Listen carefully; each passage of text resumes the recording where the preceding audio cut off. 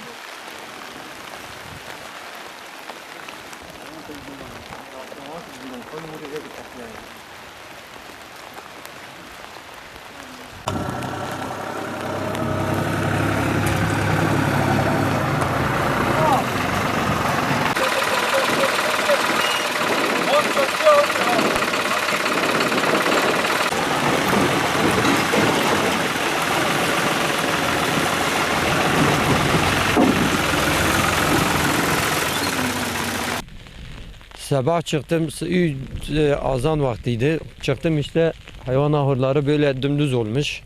İşte komşuları çağırdım. Üstünü açtık. Çoğu 40'a yakın telef olmuş. 40 tane koyun. Jandarmayı çağırdım, geldi tutanak tuttular. İşte ölenleri hepsini saydılar, fotoğrafları çektiler. Bir sene boyunca emeğimiz boşa gitti. Hepsi telef oldu. İşte çoluk çocuğumuzu perişan oldu. Yani geçinimiz bununla geçiniyorduk. Onlar da telef oldu gitti. İşte 40 tane koyun yani en az yani 40 tane koyun nereye bakarsan yani en az 30'a yakın zararımız oldu. 30 milyara yakın zararımız oldu.